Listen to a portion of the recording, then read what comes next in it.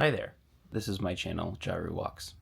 In the year 2024, I will embark on an epic walking journey across the United States. My plan is to walk 8,000 miles across the US 3 times, via the Appalachian Trail, the Pacific Crest Trail, and the Continental Divide Trail. In the hiking world, this is known as a calendar year Triple Crown, and has only been completed by a handful of people in history. I plan to post weekly updates along the way, so you can join me for the journey.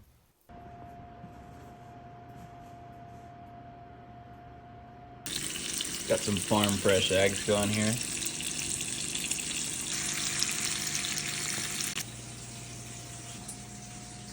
Tea. Nice, I'll try that.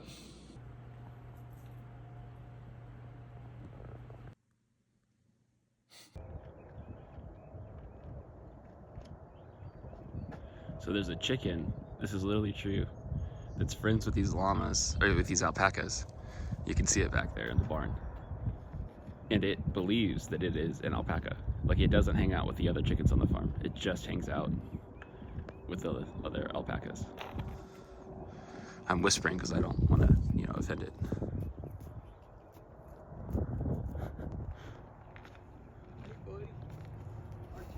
Oh, and I'm also hiking with 5 Stack today.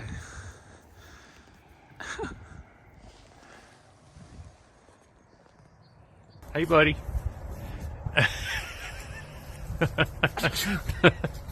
But you gotta get the chicken. Oh, perfect. And he shows me, it's the sign that says we're a quarter of the way from Georgia to Maine, which I had literally no idea. So thanks for pointing that out. All right. Congrats. Yeah. Also, I'm just so happy to have a hiking partner today. You know what I mean?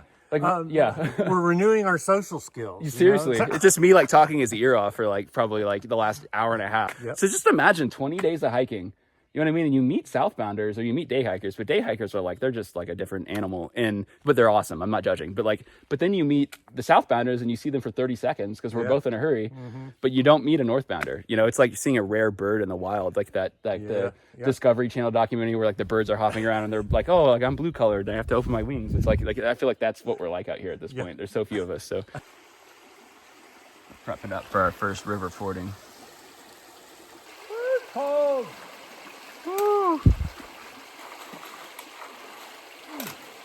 I started in Los Meadows, Newfoundland on May 30th. Okay, so in Canada, doing the International Appalachian Trail southbound. And then you have Sadie here, who's unbelievable. So first off, what's her base weight? She's got a pack. She's got a pack. Yeah. Maybe. Did she measure it? Like when she's got a full, when she's completely full of food, like 5 pounds of food, maybe she's about 6 pounds. Yeah, that's awesome. It's also Sadie's Triple Crown. Are you kidding me? No. 5 Stack. Okay, so this is Bright Eyes, and she's doing the International Appalachian Trail. Oh, wow. Yeah, and then this is her dog Sadie, who is when she finishes this hike will be a Triple Crown dog. Oh, my God. Look at you.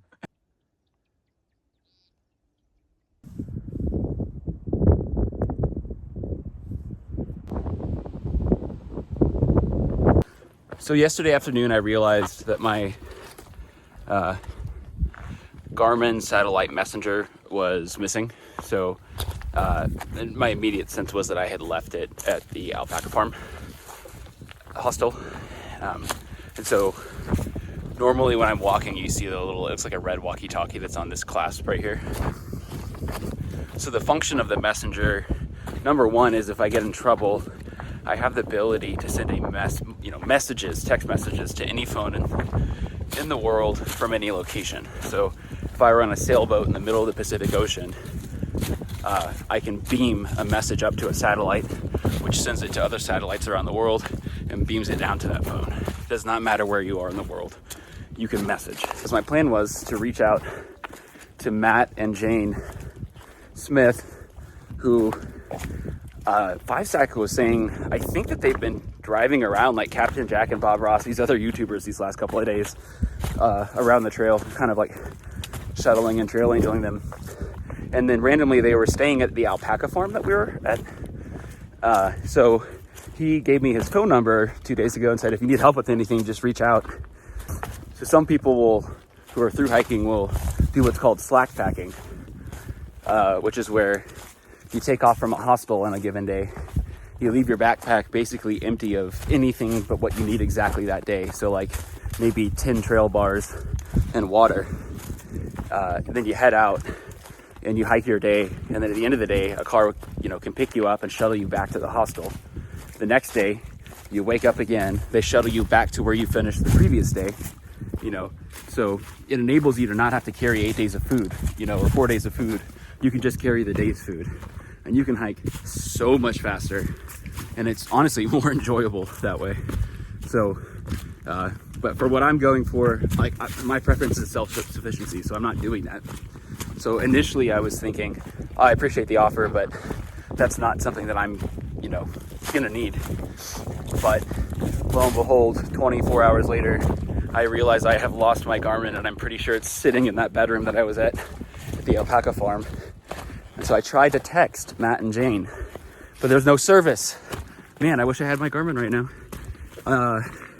And so I'm hiking down the trail and I'm just looking at my feet, and then I'm like, because I see there's 2 people in front of me. It's Matt and Jane walking down the trail. I had just tried to text them like half an hour earlier. Here they are walking down the trail because they're also hiking the trail, in sections. The odds of that to me are insane. And so I was just like, Matt, I actually need your help. I explained the situation. And so he's going to go back and look in the bedroom, see if he can locate it. And if he can, I think he's going to drive ahead of me and drop it off at a gas station or something so I can pick it up. And I offered to pay him like money to maybe make it worth his time, because I really appreciate the support. I don't want to inconvenience someone on their own vacation. And he straight up just said, no, it's all good. So talk about a solid, even they both said that. So talk about a solid pair of people. I really appreciate their willingness to help me out in that way.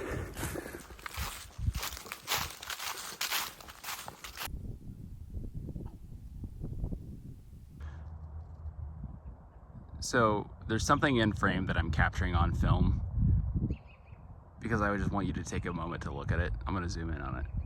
You see that right there? That is a rain shower that is about like 200 feet wide falling on that ridgetop. And there have been many times as I've been hiking where it's like sunny out and then it drops rain for like 1-2 minutes. And it just happened to me earlier as I was seated taking a break, and right after I sat down it started raining on me, and then as soon as I got up and started moving again it stopped. And I'm just like, how is that possible that it rained so briefly? And here I am looking at one from a distance. That's exactly what it is. A rainstorm that is not even a soccer field or a football field wide. Crazy. So I got a little bit of a road walk here, which is sweet. And I got an update from Matt and Jane that they have located the Garmin messenger, and they're gonna try and figure out a way to maybe bring it to me or maybe mail it to me tomorrow. So I'm very thankful for their support, and I feel good that I'm gonna get that back. So we'll see how that develops tomorrow. So we're hiking to some road down here. I think we're at about, when we hit the road, it'll be 16 miles for the day. And I say I'm hiking with 5-stack back there. There's apparently like a grocery store deli that is half a mile off the road.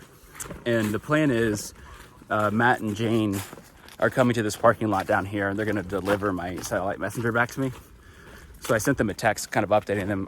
We're gonna go to this grocery store to get a sandwich, is the plan. So hopefully they get that and we'll meet them there. And then, I could just have a real meal. And then from there, I'm going to continue down the trail. So I think it'll be my last day today hiking with 5-stack, which that's been a blast. Alrighty, we are walking down some road to some grocery store that sells sandwiches after 2 days of eating trail mix. It's the first deli. Yes. That's right. But really just like proper human food that doesn't feel like I'm eating like cat food. Like the bagged chicken that I had, even the packaging looks like a cat food package to me, like the Star-Kissed. Yeah, but anyway, this marks maybe the last day of hiking with 5-stack, but he's also become a speedy goat, so who knows. But who knows? Yeah, if so, I just want to note it's been awesome hiking with him. I would have been happy to have had company with anyone with a pulse but to have someone who's actually a really awesome person and has done a lot of cool stuff in life and is just a solid person has been awesome. So Yeah, it's been a great 3 or 4 days. absolutely, I completely enjoyed the whole time. for sure. So we'll sign out here, and maybe I'll have a video of some amazing sandwiches in a minute. All right. Pop it. Yeah. Not bad at all. Is this store open?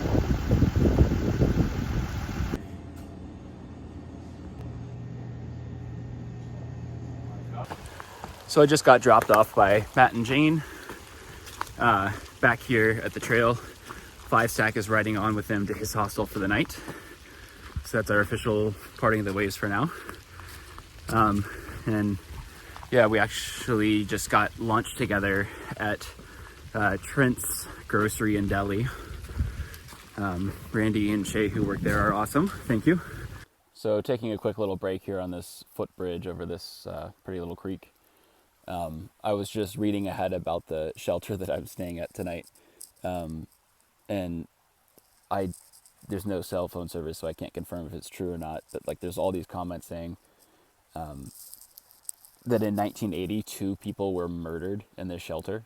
Like, one was shot in the head and the other one was stabbed to death. And then another comment was saying the guy that did that got away with it, but then he murdered 2 other hikers elsewhere on the trail and then was caught for that and then died in jail. So I don't know if that's true or not. So obviously I'll look it up later to see if I can confirm it. But either way, that's my reality walking into this shelter tonight. So that doesn't actually really scare me though, but it's still just kind of like, I don't know, strange. So a lot of people as well commented that they felt negative energy in this shelter.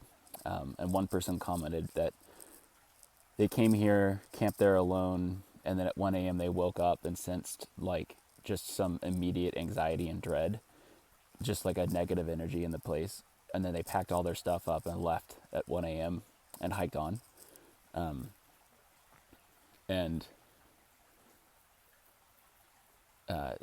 So they didn't even know, they claim that they didn't even know that this was the murder site. So they found that out after the fact. So it sounds kind of made up to me, but could be true. It's kind of hard to imagine that someone who would be so spooked by negative energy would be the same person who would be willing to wake up at 1 a.m. and hike out up a mountain, because the shelter is at the base of a mountain. So, I mean, that sounds pretty far-fetched to me, but we'll see. So fingers crossed that I wake up tomorrow.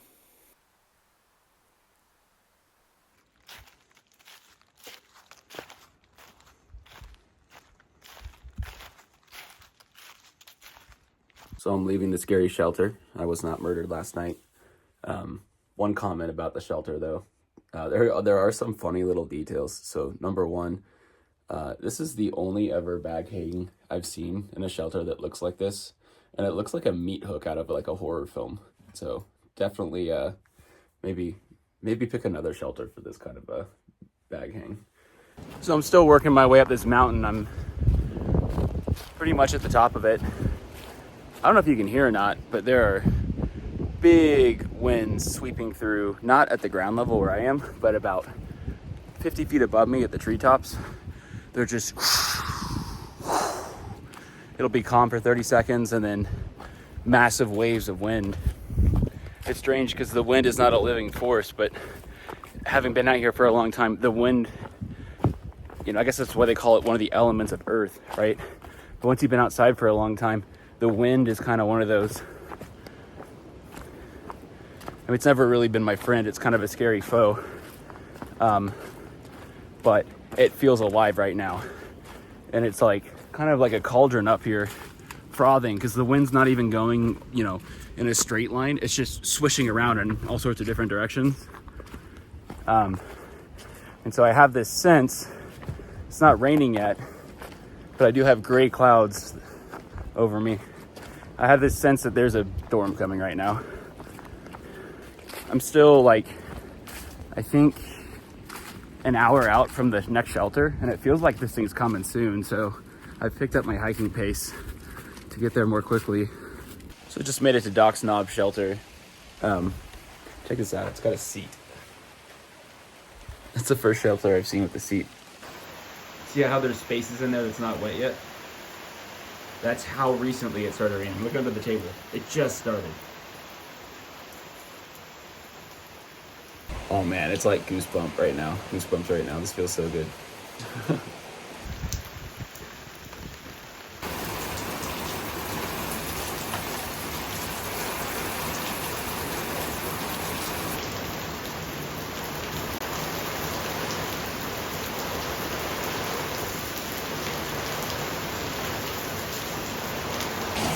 So according to my bag thermometer right now, it's 50 degrees Fahrenheit outside.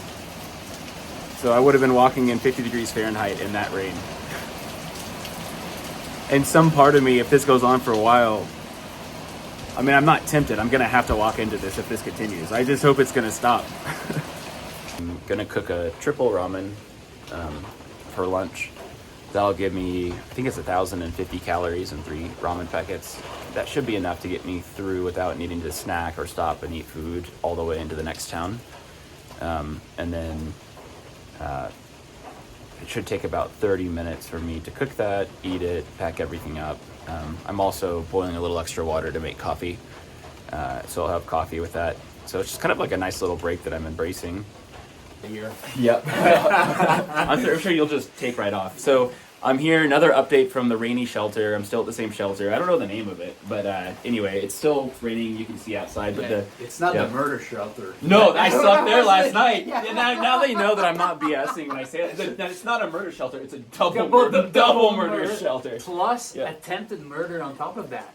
Oh, I feel like I didn't get that far. So it's no. So it's a double murder, and then attempted double murder with the same guy who came back. Oh, I did. Yeah, then he came back to another shelter and then failed, but he actually like tried to kill 1 or 2 more people. But then he finally got caught for that. Yeah.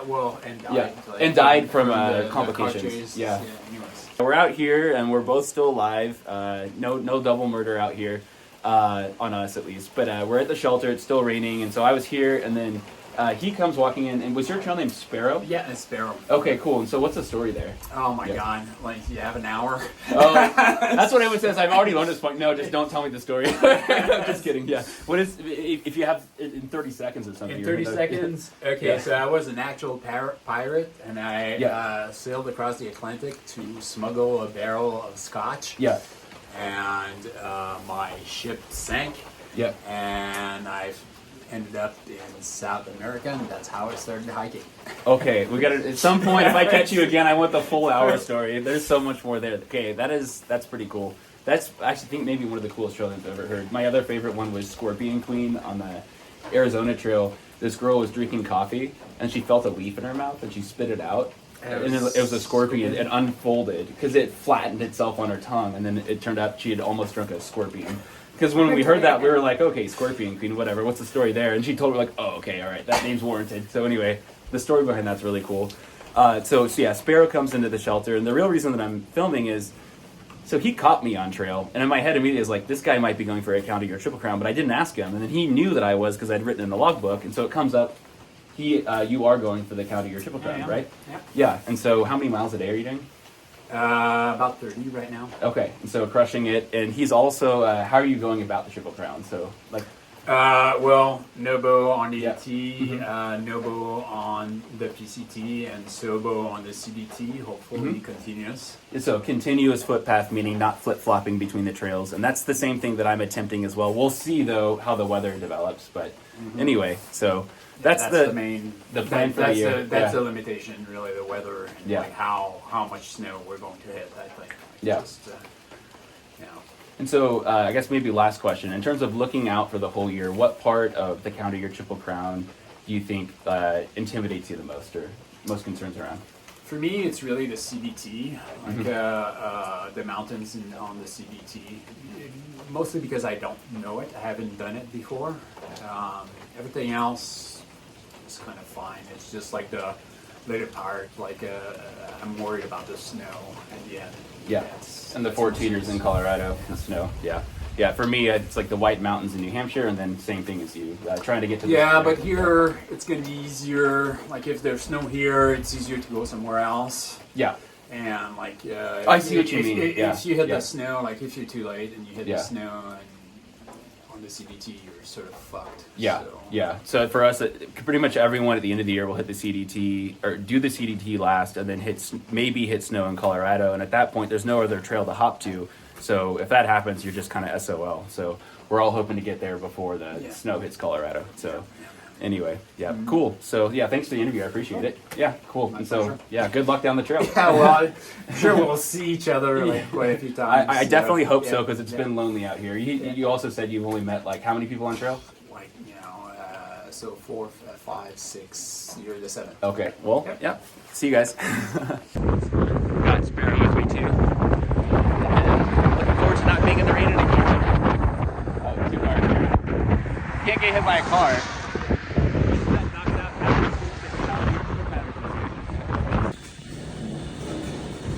Yeah.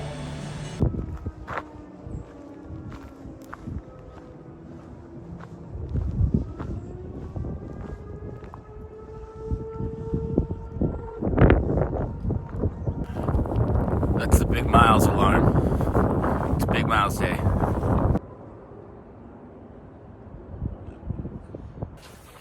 So it's right around noon, still hiking with Sparrow today.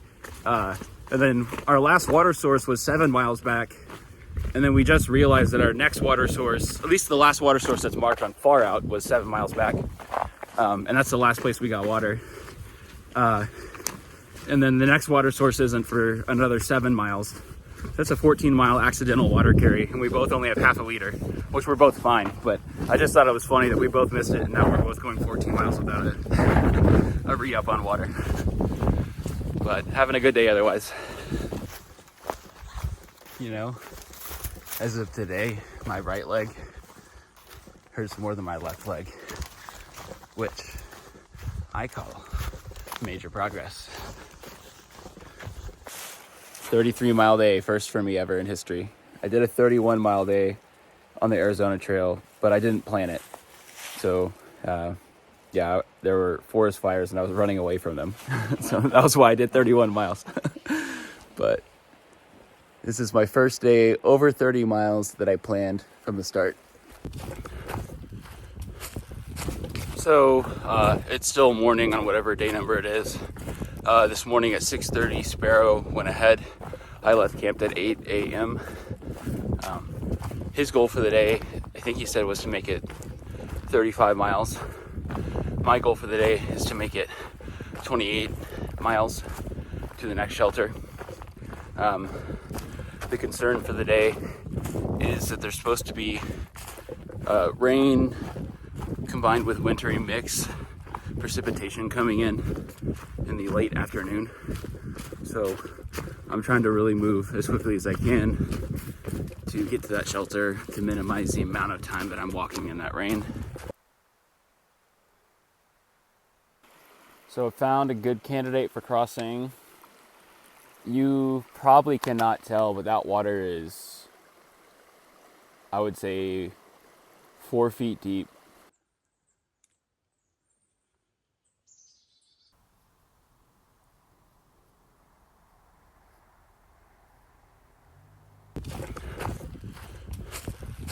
So it's still morning on whatever day number it is. This morning at 6:30, Sparrow went ahead. I left camp at 8 a.m. His goal for the day, I think he said, was to make it 35 miles. My goal for the day is to make it 28 miles to the next shelter. The concern for the day is that there's supposed to be rain combined with wintry mix precipitation coming in the late afternoon. So I'm trying to really move as quickly as I can to get to that shelter to minimize the amount of time that I'm walking in that rain. But yeah, it was really awesome hiking with Sparrow. As I was hiking with him yesterday, I think I probably asked him about 100 different questions about how he approaches different things. It's amazing how honestly, even in the pace that I've been moving at 2 weeks ago, when you're really cranking down these trails, how quickly these towns fly by. People ask you about this or that mountain, And I'm pretty good about remembering the mountain and, you know, what my experience was, because that's something I hate. Like, I feel like I'm talking, it's okay to talk shade, but I'm not. I'm sharing my opinion. Everyone should do what makes them happy. But you can listen to podcasts with ultra marathoners who've, you know, gone for a given course, like a trail, and like they can't remember the names of like the most critical mountains, like the equivalent of like Katahdin for the Arizona Trail might be the Mazatals. I mean, it's not quite the same, but you should remember the name of the Mazatals. And so I'm mindful of not, I'm just mindful of trying to pay enough attention that I know where I am, so that when I'm done with this trail, I can actually chat with people about it rather than be like, I don't remember where anything was. It's all just mountains, you know. Sometimes I feel that way about ultra marathoners, is like the terrain doesn't even really matter. It's just the platform on which they exercise their style of running. Like it could almost be a treadmill, is I guess what I'm trying to say. When you're hiking through mountains or running through mountains, but you don't remember the names of any of them. So, and that's just one example. I'm not saying everyone's that way, but I really don't want to be that way. So, anyway, tangent rant over. Making my way to the shelter and onto Dalesville. Okay, I'm starting to get so cold that I feel slightly nauseous. So, you know what that means. Time to put my jacket on.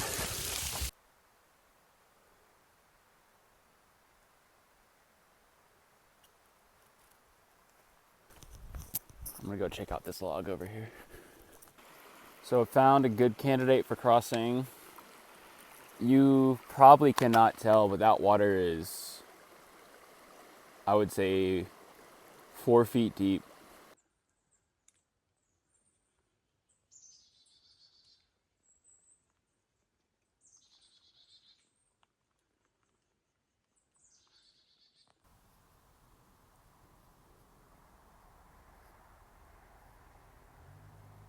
You're on the trail. You seem really friendly though. Maybe we're not.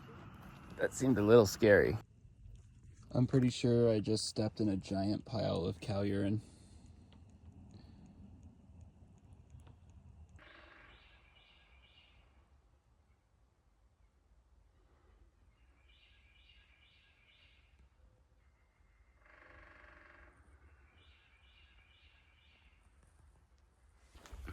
How's it going? How you doing? Pretty good. Beautiful view, right? Yeah.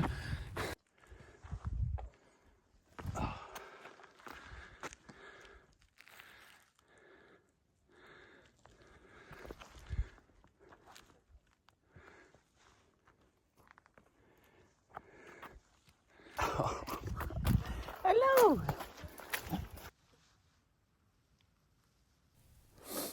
So a quick pause before I finish the last 5 miles into Daleville. I'm still making really good time. I think I'm moving a little over 3 miles per hour, but I'm still struggling with these leaves on the ground. They hide rocks and you step on them and they make your ankle prone to turning. And I think I'm learning two of my weaknesses in my body are my ankles are prone to kind of collapsing and my knees are prone to tweaking.